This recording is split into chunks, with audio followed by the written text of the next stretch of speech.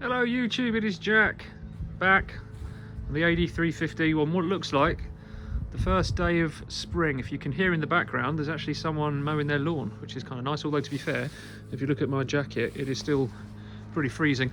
Just got back from a local bike meet, Bury Hill, Whiteways Cafe, about 10 miles away from Worthing in a place called Arundel. Lovely, lovely, lovely meet that happens over there, Saturday and Sunday. Predominantly it's sort of more busy on the Sunday, as are most bike meets. Lots of guys kind of go between there and Box Hill, Rikers, Bacon Butty and a cup of tea or coffee. So I've just been over there on this really beautiful day. Gonna take the dog out for a walk. There he is, waiting patiently to get out.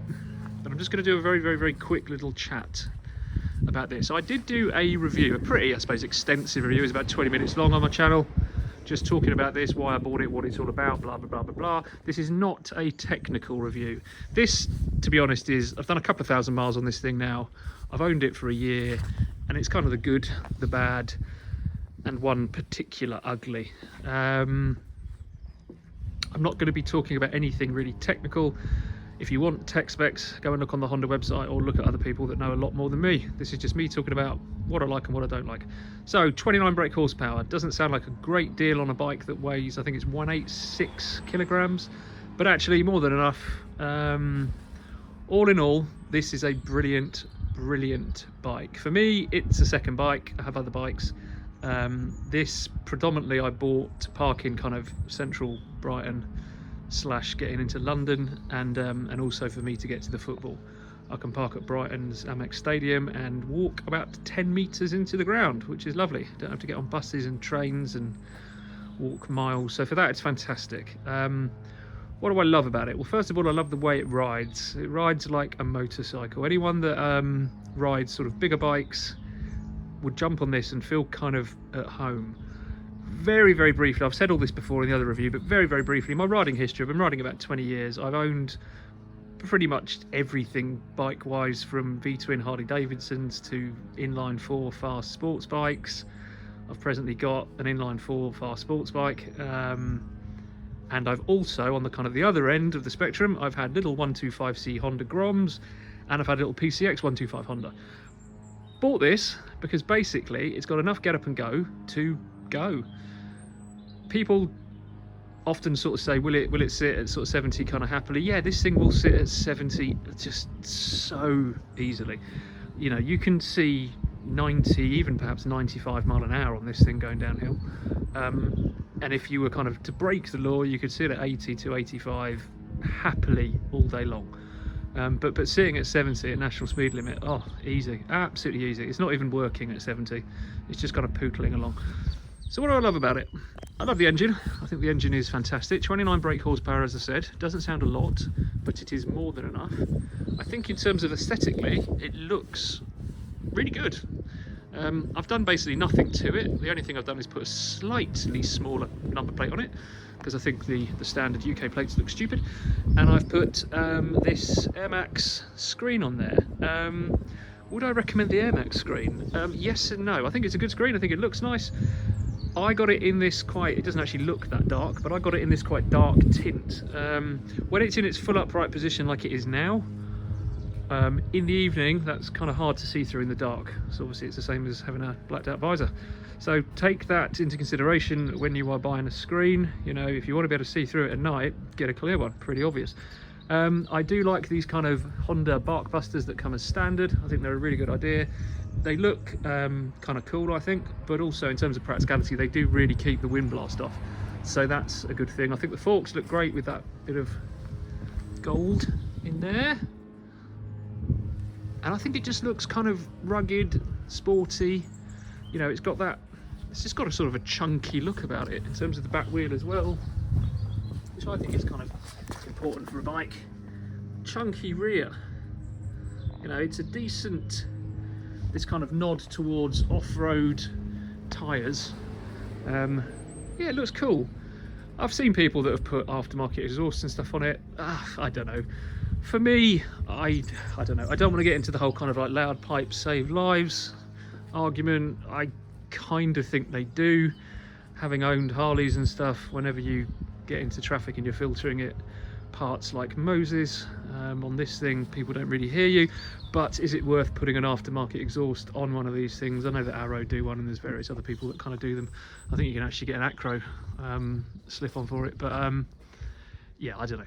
It's not really necessary, I don't think, on something like this. But the bad. There is one thing about this bike which really makes it not, I don't know, would I buy it again? I'm actually not sure. I don't actually think I would. And that is this keyless little fob. I like keys. Keys work. You put them in, you turn them, the bike turns on. Now, I know that we are moving in a direction of fobless. I get it. I've had fobless motorcycles before. I've never really liked them, if I'm honest. I don't find them that much more convenient than having a key. And as people that already follow my channel know, I've had lots of problems with getting this thing started. Just to reiterate, what is actually happening? So, I park. I come back. This little knob here, when it comes to turning it, it simply will not turn. In order to turn the bike on, you have to turn it all the way over here. That is now ready. When that happens, you pull the brake in hard, and you obviously turn the bike on with the ignition. Okay, but the problem is, often in this position, you cannot move it. It just will not move. It's got nothing to do with putting the brake in. It's got nothing to do with unlocking the bars. It is simply that the fob is not being picked up. So I've put this on YouTube. I've been on forums. Lots of people have this problem. Lots of people. I think it is to do with because I'm noticing whenever I park this thing next to a shop, and the shop might have some kind of alarm / security system on it, I think that actually interferes with the fob and stops it being picked up. As I say, I've changed the battery, I've done all that sort of stuff, no good. So that's a bit of a problem, because when I have a motorcycle or a scooter and I want to go somewhere, I want to go somewhere. I don't want to wait 5-10 minutes, have to push it 20 meters. That to me is backwards, that's not progression. So would I buy this bike again, despite the fact that I think it is an absolutely brilliant, and I really, you know, I can't speak more highly about the actual bike. I think the bike is sort of, you know, 9 out of 10. It's about as good as it can be for what it is. In terms of suspension, it's fantastic. The under-seat storage is absolutely brilliant. I've got an aftermarket shad top box on it, a 46-litre box. In terms of practicality, fantastic. The LED headlights are brilliant. The weather protection is really, really good. I think the speed is good on it. You know, as I say, you can happily cruise on motorways and stuff. It's got a USB point on it. It's just a really good bike. Economically, it's good on fuel. Even the dash, although it's LCD, it's not, you know, a TFT, but the LCD dash is, if I can turn this on, is fantastic. All the information that you really need, it's right there. Everything you need. Rev counter, speed, clock, all your kind of trip information, which you just toggle through here.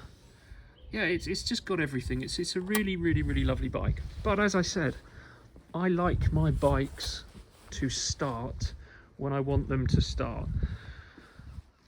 The reason that I suppose I've got angry with this now, is I actually went to quite an expensive event in Brighton, you know, a kind of a theatre event, and on the way there I parked outside of Tesco and wanted to get some sort of stuff, you know, filled up with petrol, and went in, got myself a can of Coke or whatever, came out, and it took me 15 minutes to get this thing going, and it involved me having to push it, you know, about 20 meters down the road. Still wouldn't start. And anyway, I ended up actually missing the whole thing because they wouldn't allow me in when I got there, because I was about 15 minutes late and blah, blah, blah, blah.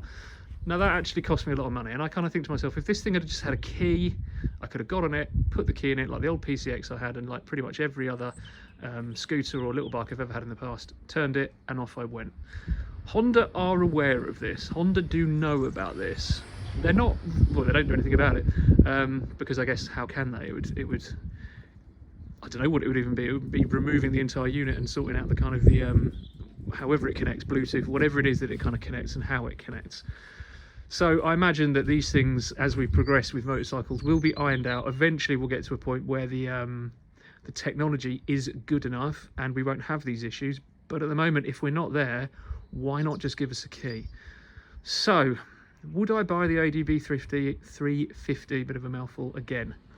No, I wouldn't. And that is such a shame. I mean, it's such a shame, because this bike, as I said, it is brilliant when it is going. Suspension, storage, lighting, speed, power, maneuverability. It literally rides like a motorcycle. These big kind of very wide bars on it that just allow you to counter steer. You just literally tip and it just moves. Effortless, absolutely effortless. I think it looks good. I think it's aggressive looking.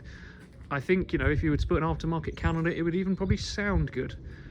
But I need it to start, and at times it doesn't. And it hasn't been one or two, it's probably been 15 times that it's left me in the lurch, and I'm sick of it. I won't sell it because I'm sort of getting used to it, and in a way I give myself extra time, and I just understand that from time to time it will happen. But I wouldn't buy another one because of that. I mean, it's a sort of very funny thing to say, but I would actually, the next maxi scooter or whatever I get, I'll be trying to find one with a key. So yeah, real shame, Honda. So yeah, I wouldn't buy one again. If you feel like you could live with that, well, like all things in life, that's a choice, that's your decision. But for me, it's a real deal breaker. And as I say, for what would be a 9 out of 10 bike, I don't know, I've got to lower it down to about a 4 or a 5, because I want a motorcycle or a bike or a scooter, sorry, that when I want it to start, it starts. And unfortunately, this thing doesn't. And that's a major fault of Honda. So yeah, I'm going to go and walk the dog, take him down the beach, have a fantastic day, and ride safe.